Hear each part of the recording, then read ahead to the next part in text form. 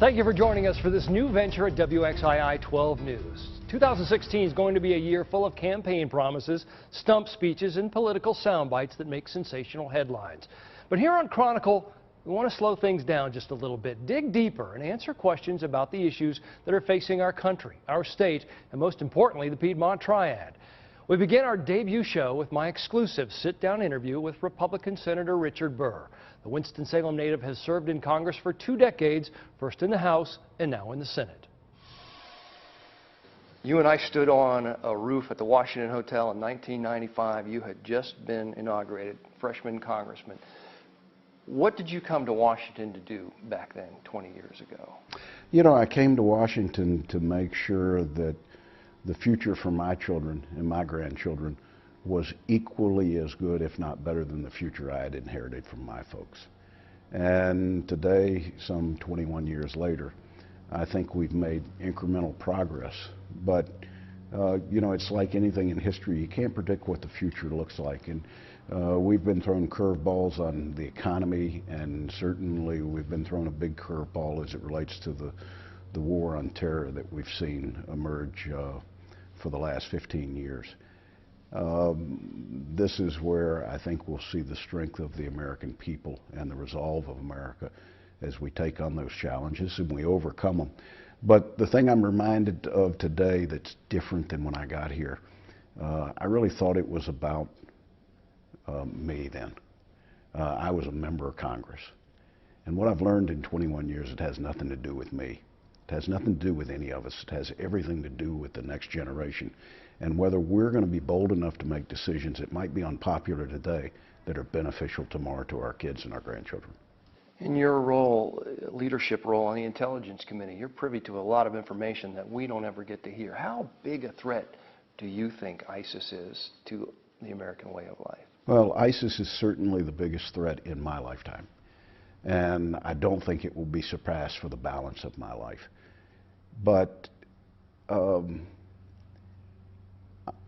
defeat of ISIS, not the containment, the defeat of ISIS will take every bit the global commitment that countries made to the Second World War. It's a different type of enemy, it's in a different location, but it's every bit as threatening to the future of the United States and every other developed country in the world today, so it's something we have to take extremely seriously. I'd like to ask you about the discourse in Washington, the tone of the rhetoric. Has that changed in the 20 years you've been here, and is it helpful to the process, particularly with what we're seeing in the Republican debates these days? You know, as much as we've all become accustomed to utilizing it, social media has changed drastically the way that Americans interact. Social media allows people to provide a narrative without identity, which means that what used to be diplomatic and civil can be as wild and crazy as possible because there's no identity to myself. Nobody knows it's me that's doing it.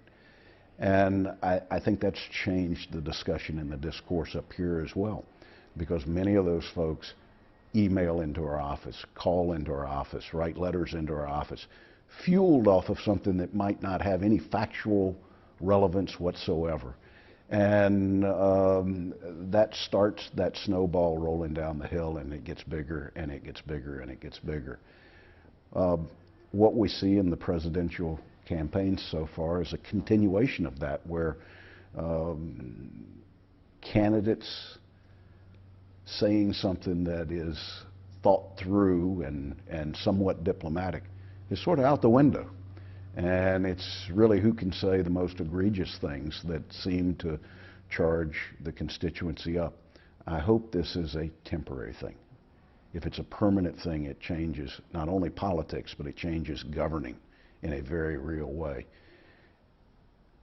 I think that the United States Congress has always had a degree of divisiveness, but it could still govern. And the question is, can we continue to govern? And I think that responsibility lies not only in this institution, but also in the other end of Pennsylvania Avenue. I want to ask you about gun control and the Second Amendment. You're a sportsman. You represent a state filled with people, law-abiding citizens who like to hunt, who enjoy that kind of thing. Given the fact of all the mass shootings we've seen, though, do you feel like that's something that needs to be tweaked or something that needs to be changed in any way? Well, make no mistake, I think now's the time to have a debate on whether it does need to be tweaked. But if the only option is using additional government databases that have never been right, that always have inaccuracies, that jeopardize the American people and their Second Amendment right, then it's a debate we better have very carefully. I'd like to ask you about your faith. Your father was a Presbyterian minister. How large a role does your faith play in your decision making and the way you vote and the way you proceed the issues here in Washington? I would tell you that any person that's not rooted in faith can't do this job. For the simple reason that many of the decisions that we make are decisions that are not decisions that are in our hands. They're in the hands of somebody much more powerful and much more dominant, and that's my God.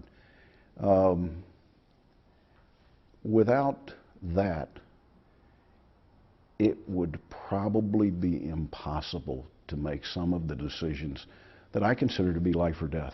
Do you send troops into battle? What do you do when you've got a limited amount of dollars? Do you provide health care for seniors, or do you provide health care for children? These are all things that, on my own, I'm not willing to make those decisions. I have to turn to prayer and to trust that there's guidance that will be provided to me. To this point, that guidance has been there. That wisdom, I think, in many times is provided. But clearly the decisions we've got to make have gotten tougher. And it means without faith, this is not a job that one could stand very long.